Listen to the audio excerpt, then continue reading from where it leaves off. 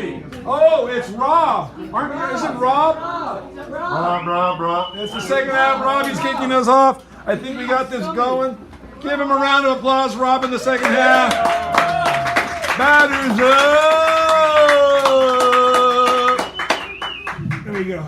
Come and dazzle us. Oh, no, don't put expectations. Expectations? You don't know what I mean by that. Got no expectations. You got songs. Weren't they with both of the expectations? That's fun. Wait until the end of the night for my last piece. That's when I'll dazzle you. This here we go. This is a poem. This is called Sex Starved.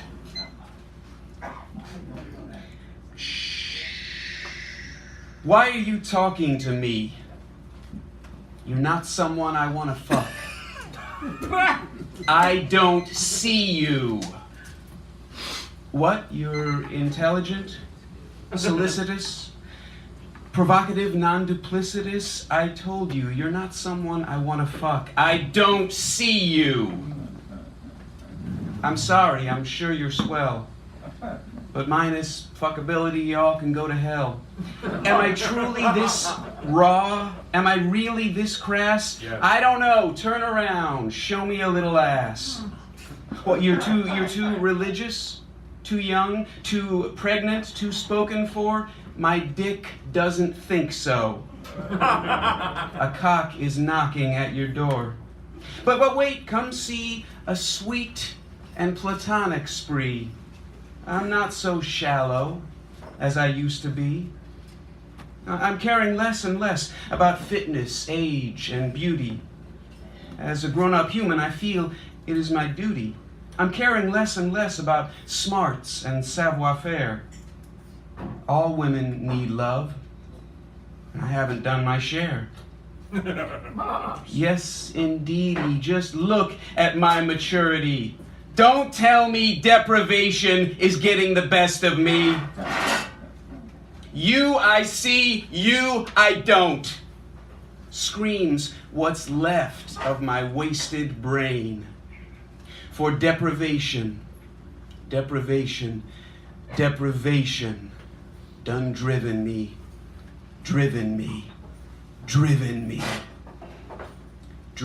insane. That's Rob. He'll be back to close the second half. Now we have Melissa. Melissa, Hey, Rob, don't worry. It's only going to get worse. remember, this is the first day of the rest of your life. Day of the mess of your life. You too. Give her a round of applause, ladies and gentlemen. I didn't really hear anything. So a couple of weeks ago, there was a gift book here called Poem Crazy, and it had a bunch of prompts in it. And there was a prompt in there, and this is from that. I just jumbled some words together yesterday, and it is not done, but I'll read it anyway. Yeah, there you go. Kind of more of a stream of consciousness sort of deal. My real name is Mastodon, ancient, extinct beast. My real name is Don't Leave Me, I have already come so far. My real name is some broken Herculean wishbone of spat out word stuff. My real name is not a 0 or a 1. My real name is a counter-clockwork version of who the world says I should be.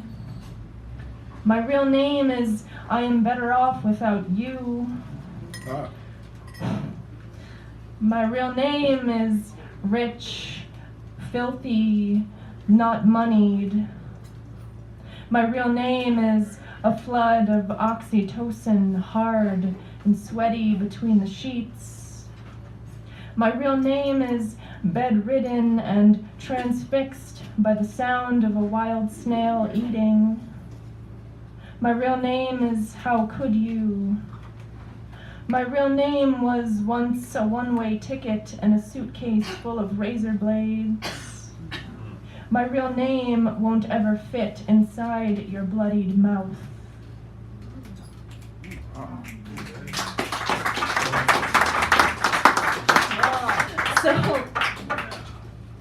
forgot that I wrote this, and it's silly. Back in December, I kind of disappeared for a month. And are there any cops in here? Okay. I dreamt I was a cop. I drove 10 pounds of marijuana across the country. So. Giggle, giggle. Don't trust FedEx. 'Twas a few weeks before Christmas, and all through the streets, not a canine unit was privy to what I had in my suitcase. Each individual pound was vac-sealed and carefully wrapped, cleverly disguised as Christmas gifts that I dole out from a Santa sack. Stuffed down behind the passenger seat of my Toyota Prius C, the police would never suspect such a thing as trafficking cannabis from me. Before the cross-country journey, new brakes and tires to boot, in hopes of a safe arrival in 5 days to swap for loot. California, majestic Nevada, elevated Utah and wild Wyoming, Nebraska, Iowa, Illinois. God, the Midwest is boring. Trudging through Indiana, Ohio and Pennsylvania, New York, and my home state, Connecticut, my final destination. The buyer opened a parcel and packed a pipe with the prettiest flower, produced a lighter from his pocket and said, "You should do the honors."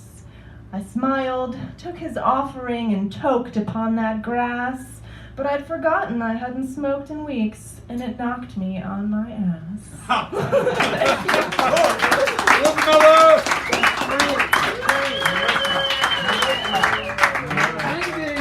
Wendy Walters and then Shen, right? Shen? Okay, you're after Wendy, just so you're not surprised and you can get up here and kick our ass. We need it. Especially after that last ball. We need to wake up, Cole! Give her a round, please. Thank you. Is that good? That's good. Yeah. That's good. Okay. I'm going to start with a few quotes. I've been collecting quotes since I was 18 years old. A fool dreams of wealth, a wise man of happiness. Turkish proverb. The meaning of things lies not in the things, but in our attitude toward them. Antoine de Saint-Exupéry, from The Little Prince. If you cannot find truth right where you are, where else do you expect to find it? Zen saying. Do not let what you cannot do interfere with what you can do. That's a good one. I get caught up in that. I get stuck on something I keep having trouble with, and I just keep trying to make it work. I should just leave it. And that one, I don't know the author. It might be anonymous, or the author wasn't there. So whoever you are, if you're someone. And this is, it's better to light a candle than curse the darkness. And that was Eleanor Roosevelt. Oh, one more. Great acts are made up of small deeds.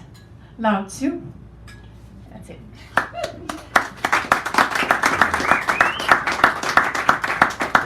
I'm going to start with something I've been working on for a whole week, like till 1 a.m. every night. I finally think I got the last draft. I usually don't work on poems that long. It's called Before These Days. I miss the days before the changes came, before the violence crept up steadily into our homes, into our lives, still too innocent with the blindness of ignorance. I miss the days of trusting the neighbors we didn't know so well and walking freely to school where one could truly focus on learning. I miss the days when life's rules were more golden. Do unto others as you would have them do unto you, instead of the twisted hypnotic fear that bellows, do unto others before they do unto you, for they will, because don't you know this is a dog-eat-dog world. I miss the days when integrity and taking responsibility for one's actions were the more common ideals. I miss the days before the bombardment of nightmarish news The days when the peace of relaxing from the toil of one's work or the joy of celebrating life's wonders could be anticipated to last longer than now, with the increasing knowledge and memory of some harm being done somewhere. What pain and sorrow bears upon these times of fear, anger, rage, and hatred, and the snuffing out of the inclination to compassion that is present in most human beings when there is an absence of fear and trauma, which is manifested as widespread indifference to the needs and feelings of others. I miss the days before my awareness was kindled and before violence was on the rise. But though I miss those days, still too blind in their innocence, I would not wish to be ignorant of the prevalence of violence and the extent to which injustice has been inflicted upon people of color, the poor, the aged, the differently abled, women and children, and the harm done and discrimination based upon religion, gender, or sexual preference, and on in the endless other forms of inhumanity, as perpetrators of racist belief systems have tenaciously held power. Though I miss those days before the violence crept up steadily into our homes, into our lives, I wish even more that no person anywhere will be ignorant of the causes of violence, which are universal regardless of where people live. The violence of today is as deep as it is wide, and its roots began long before this era and the worship of guns. It has been brewing for centuries in the form of fear of the other, ignorance of how laws and systems of privilege affect people unjustly, and the result, without fail, of prejudice, as well as conscience-lacking bigotry toward any person or group of people. The proliferation of guns today, aimed not so much at protecting, but at their potential to do harm, is a symptom of an underlying outlook and attitude that's been infusing the world with a dark lie about our true relationship with other human beings. I believe this lie is an unacknowledged enemy, and that guns will not have the same kind of power when we are governed by intelligent laws around their use, along with overcoming the lies that have embedded themselves in the mindsets of rampant uncaringness toward fellow humans, so that the conditions of all people's lives can be raised. Despite the suffering brought on by the insensitive ugliness of low states of consciousness and epidemic violence, I sense that change could be coming. I can hear it in the voices of those who have been willing to learn. Little by little, person by person, I think there may be a spreading awakening to the truth of unrecognized realities. And knowledge is power. Like the bird that sings while the dawn is still dark, I have hope. Creating a compassionate world that is safe for everyone has been slow, much too slow for an easy faith, but many more of us are not so ignorant anymore. May all humanity become aware of its unknowingness, so that there can be a return to trust, so that peace, love, joy, and all good can occupy their rightful place in our lives, knowing the truth and bringing this truth to power. Thank you. Wendy Walters.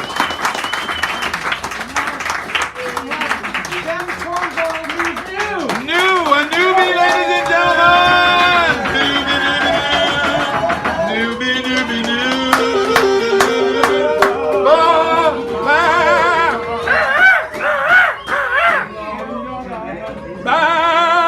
Okay, so first of all, I'd like to say that and I read something that was my grandfather's, who died last year, about a little over a year ago at 97. At Bird and Beckett Books, where this gentleman also read something that inspired me. Wow. And there was a line that floated up from his free verse that was, I'm an apple, I'm an apple. And so that's the working title of this poem that I wrote last week at work when I was bored, because work is boring. I'm an apple, I'm an apple. My simulacra do not fit inside your letterboxes. My emoticons do not reflect your pixelations. My unhinged front doors skulk around the edges of your banquet hall campaign dinners. My forest floor mycelia often seem bemused by your chewing gum stained sidewalks. My earthworms thrash about in your cracked concrete rain puddles. My good hair, when oiled up and shining, sublimates your disdainful glances. My itinerant amalgamations interpolate your purposefully designed algorithms. My inner crunchy Beavis feels simultaneously repulsed by and drawn to your outer creamy butthead.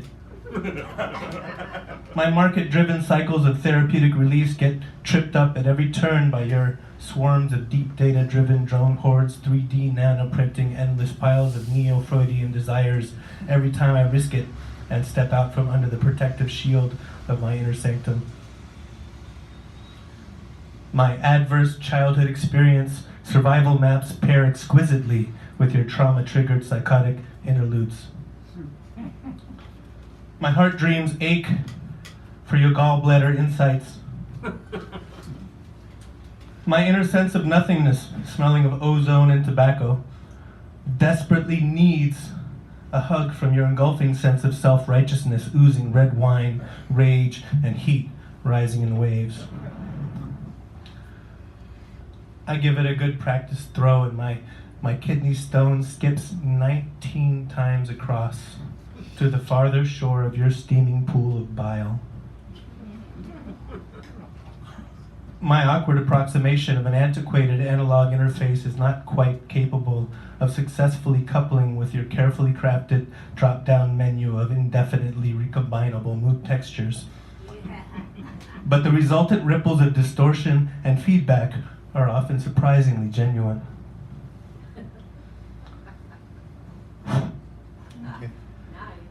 My melancholy personifications of crumbling 20th century brick tenements harsh the swoony buzz of your anthropomorphized ant colony high-rise micro-apartment complex with incredible walk score aspirations.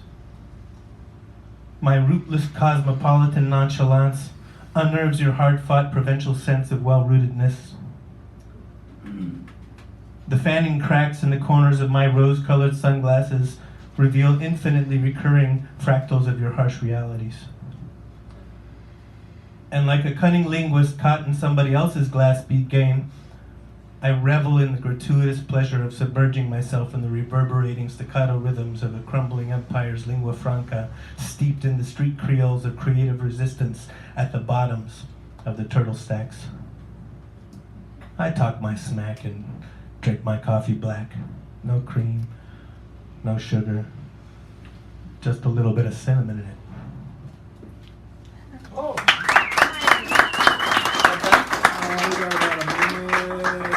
Okay, I'm gonna do something that is a poem by a friend of mine who's a Bolivian poet who's now living in Bolivia. I'm gonna do it in Spanish and then I'll do my English translation. We were working at the Multi-Service Center South at 5th and Bryant in the early 90s, and there was a guy with a lot of tattoos, and he wrote a poem about it called Tattoos.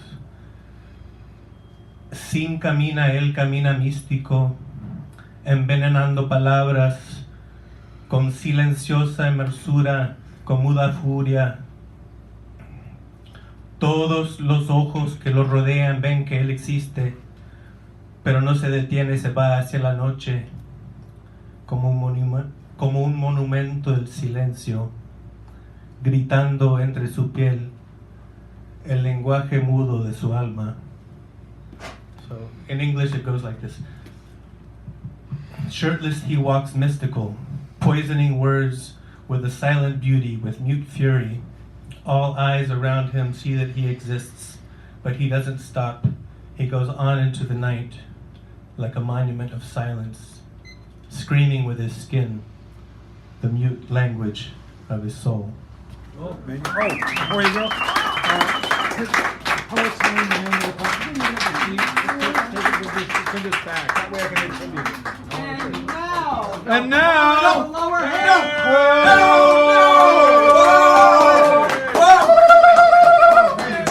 As all you can quote me as saying, okay. Ladies and gentlemen, boys and girls, come on. Come on, step right up, folks. Front row seat before they go, they're going fast. You don't want to miss this. Yes, time for another exciting installment of the Clyde Always Show. With me, you're always clever, always handsome, always charming host Clyde. Always, and I ain't no common carnival barker. I am The Bard of the Lower Hate. And this, it's a classic, is the tale of the man who made pink. Oh, I love it. Once upon a time on the island of Manhattan, there lived a man named Thaddeus Thickskull III. And Thaddeus Thickskull III had been born to a grand fortune. It was his father's fortune, and his father's fortune before him, and so on, etc. The point being that, well, all of his life, Thaddeus had had any manner of rich stuff that people like you or I could have only just possibly imagined, like caviar and champagne, yachts, lavish parties, trips around the world, skydiving lessons, etc., etc. You name it, he'd done everything money could buy, but money could not buy Thaddeus Thickskull III happiness. And so it was one autumn morning that Thaddeus was wandering the streets of the city feeling sorry for himself, when all of a sudden he walked past a shop that he'd never noticed before, and in the window of the shop was a sign, and the sign said, "Make pink." And he said to himself, well, I've done everything in the world there is to do, but I never made pink before. So he walks in the shop, strolls up the shopkeeper, says, sign me up, I want to make pink. Shopkeeper says, oh yeah, you want to make pink? Well, the first thing you're going to need is a big plot of land way out in the countryside.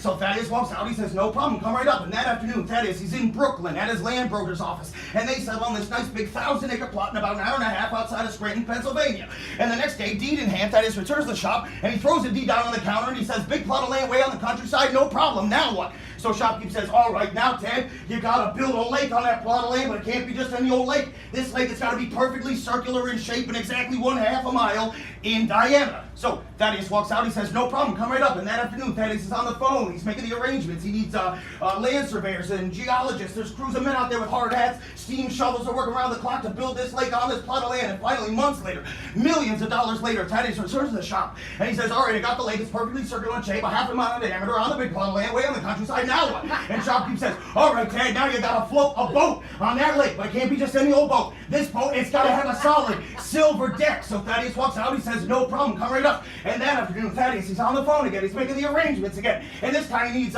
boat builders and carpenters, mechanics, silversmiths, for crying out loud. And they're out there working around the clock to build this boat on this lake, on this plot of land. And finally, months later, millions and millions of dollars later, Thaddeus returns to the shop with a crazy look in his eye. And he says, all right, I got the boat with a solid silver deck sitting pretty on the lake that's perfectly circular in shape, 1/2 mile in diameter, that big plot of land way on the countryside, now what? And shopkeeper says, all right, Ted, just cool your jets, because now it's real simple. Now all you need's a pistol and some bullets. So Thaddeus walks a couple of blocks down to the pawn shop. He gets himself a nice antique revolver and a box of bullets to go with it. And he returns to the shop and he says, yeah, are we ready to make pink? And shopkeeper says, yeah, we're ready, let's go. So they get into Thaddeus's deluxe stretch limousine, and the driver drives them out of the city, through New Jersey, into Pennsylvania, past Scranton, about an hour and a half, and they arrive at the plot of land, and they get onto the boat and they power it out into the middle of the lake. Shopkeeper tests the wind, not a breath, and he loads into the chamber of the pistol a single bullet, and he hands it to Thaddeus and he says, all right, Tad, here's what I want you to do. You just stand there stock still. You close your eyes like that. Raise that gun straight in the air. Pull back on the hammer and wait for my signal. And slowly, Thaddeus does. So shopkeeper waits for just one moment to make pink. And when the moment occurs, he shouts, fight! And Thaddeus squeezes the trigger. Bang! And the bullet flies up and up and up, and until it can go up no further, and it begins to fall back down. Down and down and straight back down, and it hits a solid silver deck right at Thaddeus' feet, and it makes this resounding pink. Thanks everybody. Tune in next time for another episode of the Clyde Always Coming Out. Thanks for having me, everybody. Good night. Thanks, Clyde Always. He's always Clyde. He's always, and that's why we call him Clyde Always.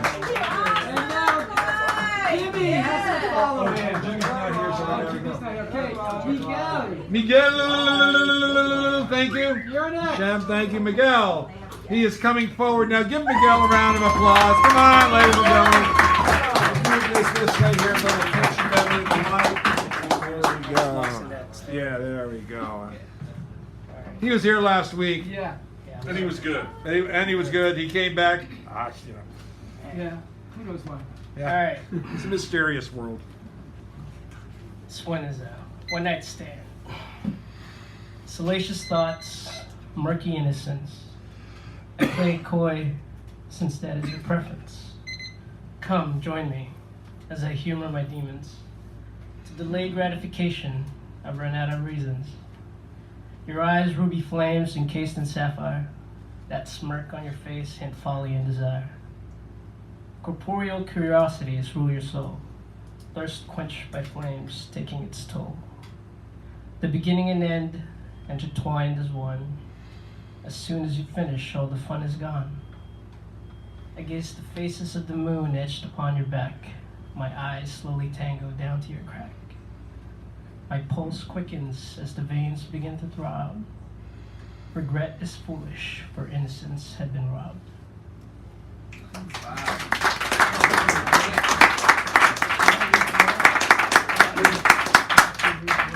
And this one,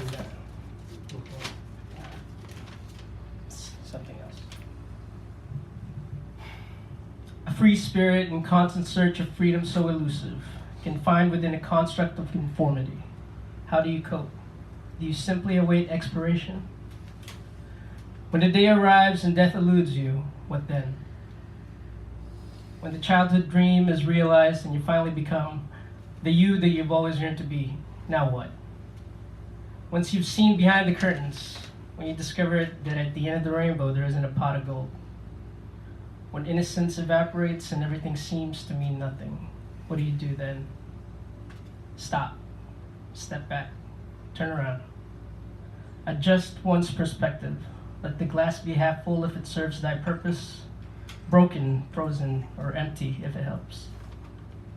Appreciate, celebrate, participate. The alternative, darkness, despair, destruction. The sun is a ticking bomb waiting to become an abysmal void, ready to suck the faintest of lights from even the faintest of hearts. It is also a sunset, worth watching as it fades beyond the horizon to rise as a new day of unrealized possibilities.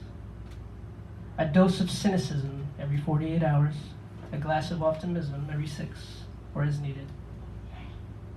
True as it may be that suffering seemingly saturate the air, this is also the same space where love flourishes, where laughter warms languid travelers.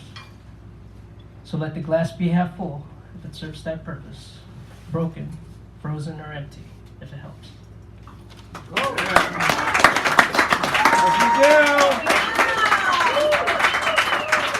And just forewarned is forearmed. Hal Robbins is our next speaker. So you got Terry Moran McGee, Garrett Murphy, and Rob closing us out before these glorious door prizes are distributed, as well as other prizes which are not door prizes but actually are things such as the keynote, the mini feature, the co-pilot, choosing the prompt, or the last word. Those cards are for those people who don't think those books float their boats per se. And now, Hal Robbins. In the Beginning by Dylan Thomas. In the beginning was the three-pointed star, a smile of light across the empty face, a bow of bone against the routing air, the substance forked that marrowed the first sun, and burning ciphers on the round of space, heaven and hell mixed as they spun. In the beginning was the pale signature, three-syllabled and starry as the smile, and after came the imprint on the waters, stamp of the minted face upon the moon. The blood that touched the cross tree in the grail touched the first cloud and left a sign. In the beginning was the mounting fire that set alight the weathers from a spark, a three-eyed, red-eyed spark, blunt as a flower.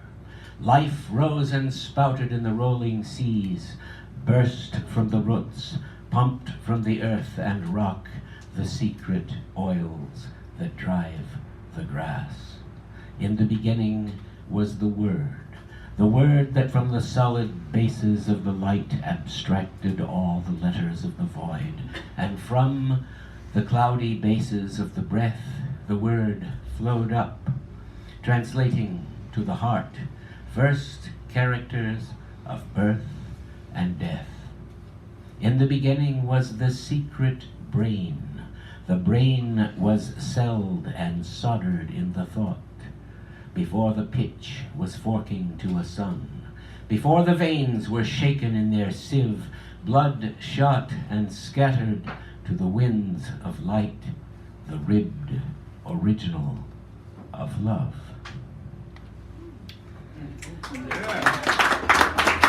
And this is by Clark Ashton Smith, The Last Oblivion.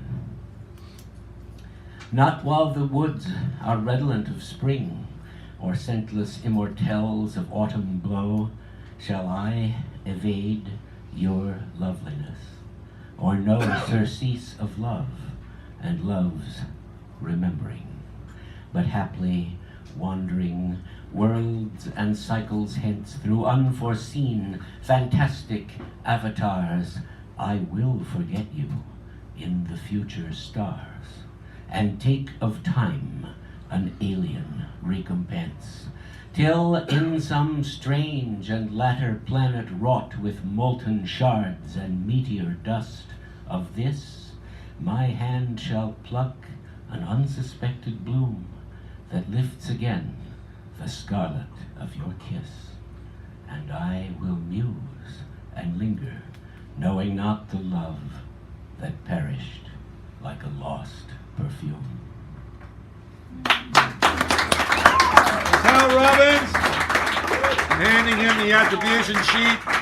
A couple things about the attribution. I want to get the spelling right for one of the things you, and also the spelling. I want to make sure I have the spelling exactly right because I couldn't read. I'm an old person, and never mind. Oh, who's next? And we have Karen. Karen Melinda Magoon of the Mississippi Magoons. And then we got Garrett coming up after her, and Rob closing us out, just so they know. Okay, and I picked out some poems that would go well with David's saxophone. I know, saxophone Dave. He doesn't know that. Well, we'll see how many. But the first is the Iron Road. We all know what that is. No, I don't know the Iron Road. The Iron Road is the choo-choo train. Oh, well, okay. I was thinking, never. Yeah, no. The Iron Road. I'm not being very terrific. Okay, but get close to the mic. No criticism here. All right. The Iron Road. The Iron Road, still extant, beckons travelers to walk its historic route. Whistles, steam, creaking joints, locomotive blasts and chugs, resonant memories, lonely people riding the rail to fatal encounters. Or movie star fame, hold-ups, wild horses racing the iron horse, racing into history.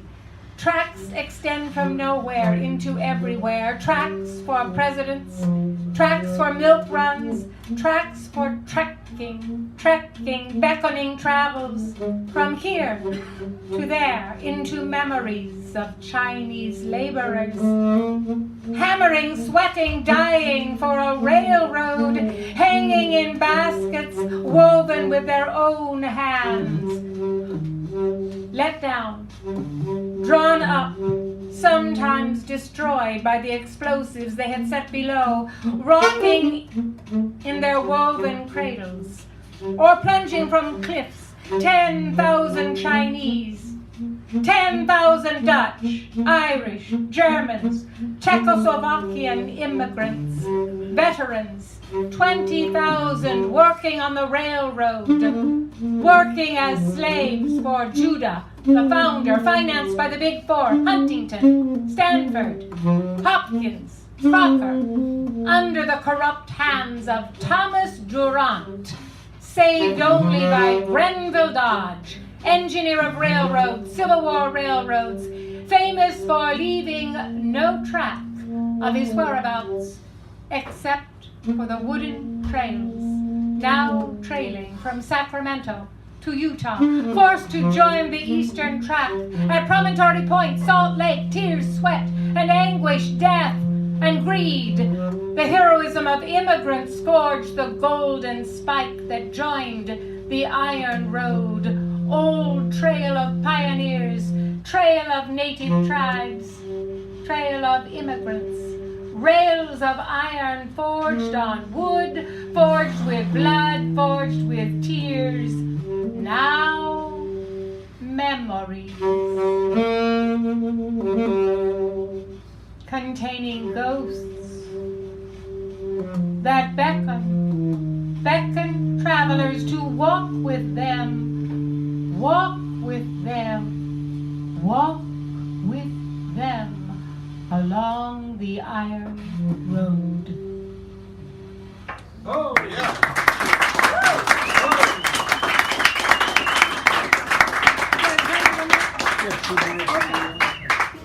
My shadow, and I think, I don't know, how's the balance here? Yeah, that's good. It's not, I keep thinking I'm, you know. No. Okay, my shadow, if you want, you know, kind of little. Oh, you want me? A little bit, yeah, when you have the inspiration. Okay. My shadow walks into the noontime shade of singing trees and disappears. And shadows of the trees and my own shadowed form fall victim to the shadows of the clouds above, and miles away and miles away, the sun becomes a hidden host. As Earth turns slowly, smiling like a Mona Lisa, turns her face towards the southern spheres, my shadow and the shadow of the trees and shadows of the clouds dissolve in nighttime thoughts, while witches ride across the moon, and shadowed craters smile upon the witches' brooms, and smile in my own shadowed room, a Mona Lisa smile.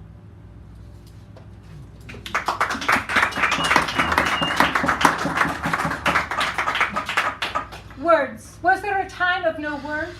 No need to translate? Silence speaking nuances of thought, love touching, loss weeping, pain riding, eyes absorbing, reflecting, colors, feelings, tears resting, waiting, weeping, wanting, words. And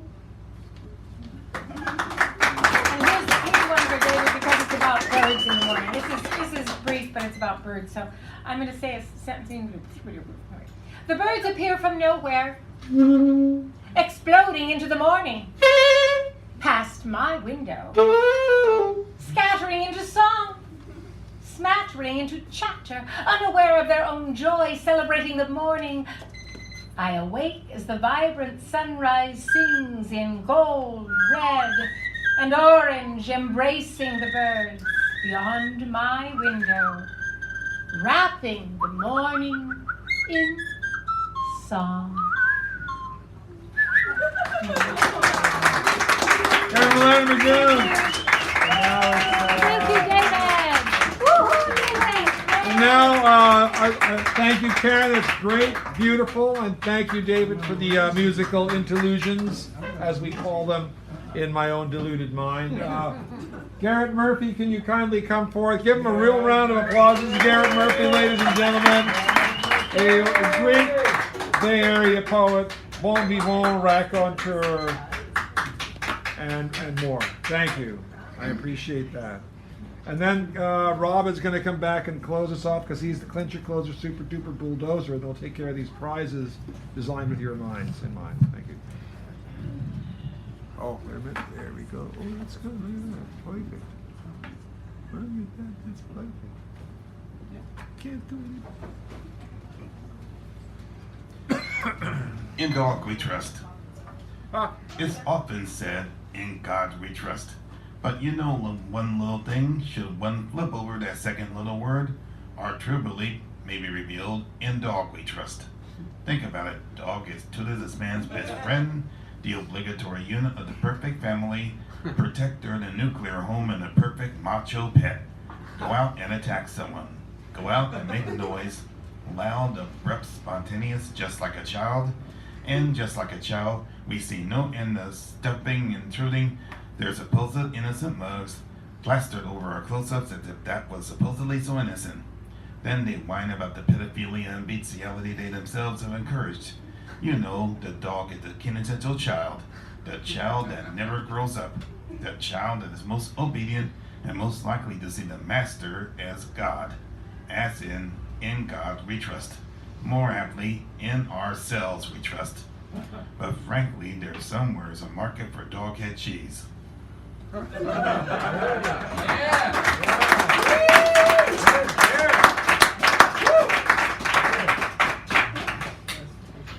Safe and sound. Here you sit in your suburban abode, well beyond the security gate, on the quiet side of the sound wall along the throughway, at home watching the news on TV, reveling in the story about the newly erected border fence and the resurrection of old crows. But it's not enough. It never is enough, and they keep on coming. They never stop coming.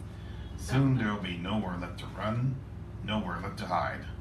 Walled in, cut off, suffocation is imminent, and they're still coming.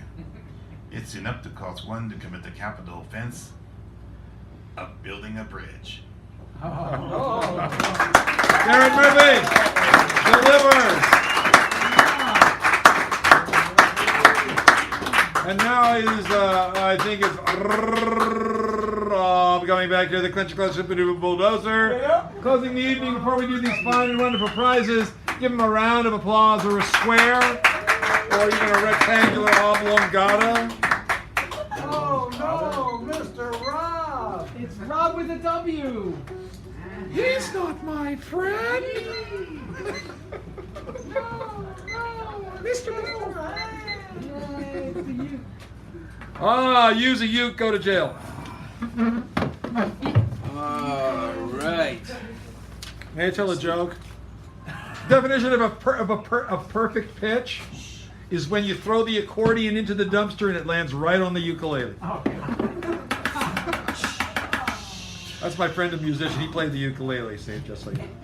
All right, I'm gonna do something I absolutely shouldn't do, which is perform a song that I wrote this week. There are some musicians who can come to an open mic and say, I wrote this yesterday, and they sound like they've been working on it for months. I can take a song that I've been working on for months and make it sound like I wrote it yesterday. So be gentle with me. And also, I just want to say, I wrote an essay this morning about my life at open mics since I came to San Francisco 4 months ago. Before this, my only experience at open mics was one open mic in Florida, which was wonderful. It was young, and it was a lot of music, a little spoken word, but it was family. I mean, everyone was just so loving, and it was family. And of all of the 4 regulars that I go to here in San Francisco and the irregulars, this is the one that feels most like family. So I love you all. So here we go. This feels like the right song to end this night. It just feels, even though it's very, very new, it feels like the right energy to send this happy crowd back into the cold world. This is called, and I'm gonna sit down so I can see it. So I like being heard but not seen, and I probably don't even need to worry about the mic. Sure? Yeah, we Here good. we go. He's a professional. All right. Wow.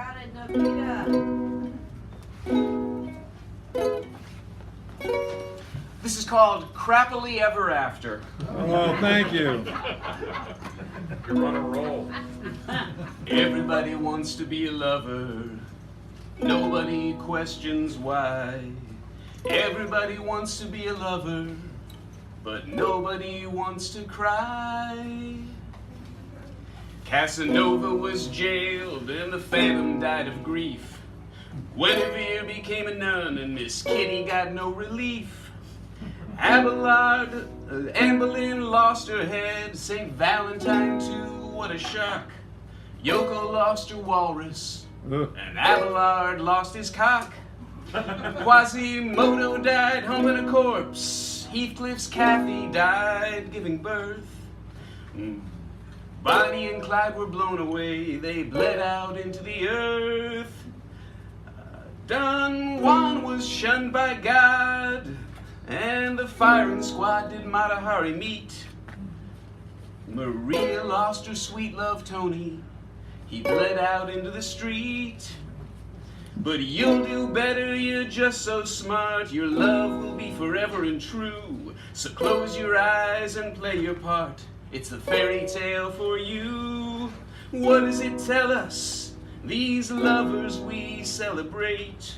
Maybe deep down we know that love is a doomed fate. Cleopatra kissed the snake. Titanic's rose, she cried and cried. Cyrano finally got the girl. He got her on the day he died. Barbie has no hole in Ken. He has no bat.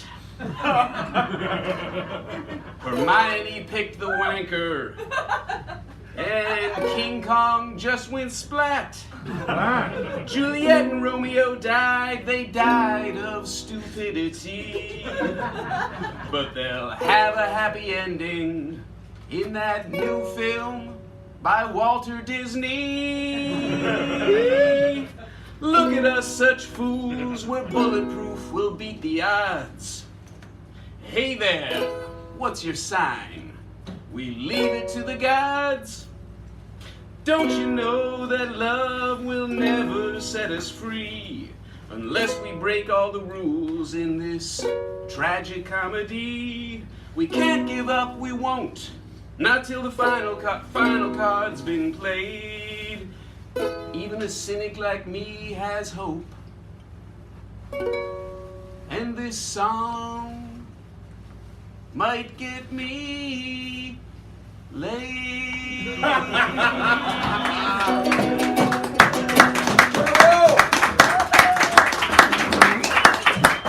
That's what I like, a serious love ballad. Thank you, ladies and gentlemen. And now I'm gonna cease the operation of the thing. We're gonna take care of these wonderful doors.